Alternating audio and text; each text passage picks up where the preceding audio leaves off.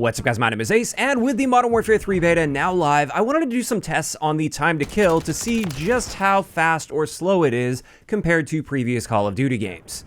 This is an area that has definitely changed coming from Modern Warfare 2, which had a noticeably faster time to kill, but many people have been wondering just how slow is it? Is it as slow as Cold War or Black Ops 4? Or where exactly does it stand? What does it compare to? So today we're going to be focusing on the two primary weapon categories, assault rifles and SMGs.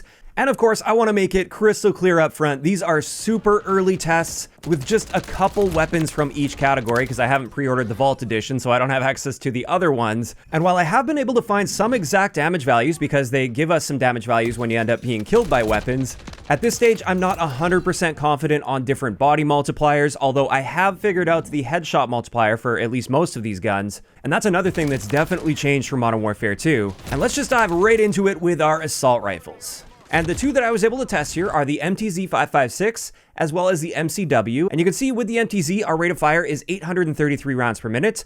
The closest comparable assault rifle to this in Modern Warfare 2 is actually the Razorback. It has an identical rate of fire. Whereas with the MCW, the closest you're going to get in Modern Warfare 2 is actually the Lockman 556. Now, with both of these guns within their maximum damage range, which is all we're going to be looking at today since it is very inconsistent testing at really long ranges without a controlled environment with private matches, but within their maximum damage range, both of these are actually a reasonably consistent 5-shot kill to the body. And it's worth noting, their counterparts in Modern Warfare 2 will both be killing in 4 shots to the body up close, so it is going to take us 1 extra shot to kill to the body with both of these. And we can see with the MTZ, our time to kill is 288 milliseconds, whereas with the MCW, this is noticeably slower at 336 milliseconds. And we will be looking at the average of these and comparing them to previous Call of Duty games in a little bit, but the next thing I wanted to point out here is headshots. I managed to calculate the headshot multiplier for both of these, and it appears to be 1.2, so you deal 20% more damage for a headshot. And what this means is with the MTZ-556, it looks like you need to land 2 headshots mixed in with body shots if you want to cut that down to a 4-shot kill for a time to kill of 216 milliseconds. Whereas with the MCW, this actually excels with headshots. You only need 1 headshot mixed in with body shots, as far as I can tell, for a 4-shot kill at 252 milliseconds. So while the MCW is killing noticeably slower by default compared to the MTZ, it's got a high enough base damage that those headshots allow it to excel over the MTZ. So those are the assault rifles I tested. Now let's move on to the next most popular category that you'll see people using. This is the SMGs. The Rival 9 has a rate of fire of 909 rounds per minute. This is identical to the PDSW in Modern Warfare 2.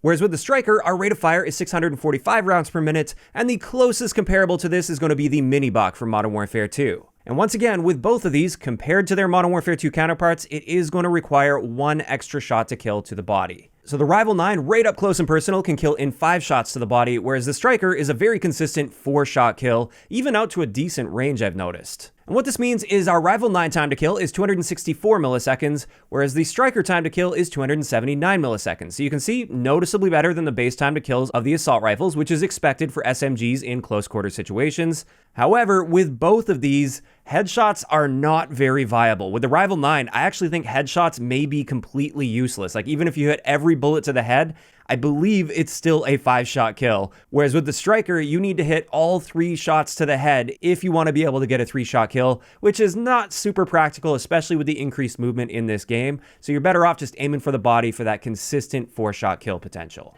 So there we go, those are the basics that I was able to calculate with these two categories of weapons, and I decided to just keep it to 2 since these are the weapons that the vast majority of the player base are going to be using. Now let's have a look at the time to kill graph compared to older Call of Duty games, keeping in mind we're looking at the average time to kill within the maximum damage range, and obviously we're looking at a very limited subset of weapons for the Modern Warfare 3 beta. And as we can see here, for assault rifles, it is noticeably slower than most Call of Duty games that we've ever experienced, and that's to be expected since it is taking us an extra shot to kill for the most part. And it actually seems to be hovering right around that Cold War range for our assault rifle time to kill. And that's right around what I expected to be seeing after my playtime at the Call of Duty Next event. And it was a very similar trend here with SMGs. Again, we're right around that range of Cold War when it comes to our SMG average time to kill up close. Now, as for whether or not this time to kill is too slow, well, that is going to be a highly subjective answer. Some people like a really slow time to kill, some people like a really fast time to kill, some people like somewhere in between. For me, I have no problem adapting to either style of time to kill. I think they each have their own pros and cons. However, so far it is quite refreshing to have a slower time to kill game again. because I do think this allows for a lot more skill expression when it comes to the mechanical skill gap in the game. So your ability to not only hit your first shot, but subsequent shots after that, and also it leaves more room for potential evasion, or if somebody's camping in a corner, for instance, and just pre-aiming an angle, it gives you a bit more of a chance to fight back. If you've got better consistent aim and evasion techniques compared to that person that's just sitting in a corner, you actually have a much better chance of taking them out compared to a really fast time to kill where you'd be dead before you can even react to them. But on the other hand, I do get that some people like the more positional skill gap, where it's more about who sees who first, rather than who can aim, move, and shoot better. And another thing where I can't really form my full opinion on this yet, but it's always a concern when you move into a bit of a slower time to kill with Call of Duty, this is how the one-shot kill weapons are going to play out in relation to the regular guns in the game.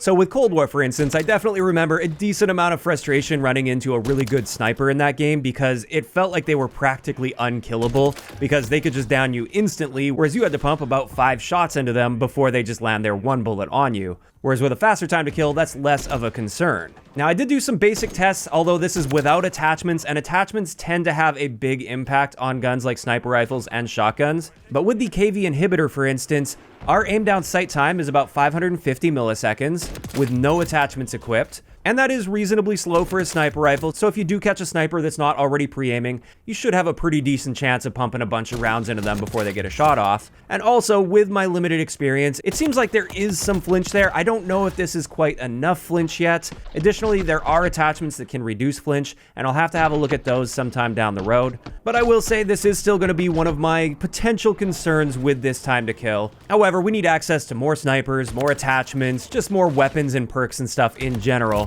before I can really form a full opinion on that. And similarly with shotguns, the Lockwood 680 is the consistent one-shot kill shotgun, or at least reasonably consistent. And again, I haven't fully leveled this up and unlocked all the attachments and really tried a bunch of things with this, but I will say it seems fairly consistent at getting one-shot kills as long as you get yourself right up close and personal. So again, this is just something I want to keep an eye on down the road. So far, I'm not really seeing any massive issue with it, but it's just one of those things that need to be considered when we're talking about slowing that general time to kill down in a Call of Duty game. In general, though, like I said, I am happy to see this slightly slower time to kill. It's nice and refreshing that I often feel like I'm not getting literally insta-melted, although sometimes I still kind of feel that. And I also just like the fact that this puts a bit more emphasis on that mechanical skill gap. Now, of course, this is just my opinion of the time to kill so far in the beta for Modern Warfare 3, and I'd love to hear what your thoughts are on this in those comments down below. Do you think this time to kill is too slow, or do you like it being a bit on the slower side like Black Ops Cold War? If you enjoyed the video, a like rating is always appreciated, and don't forget to subscribe for more if you haven't already. I'll talk to you guys next time.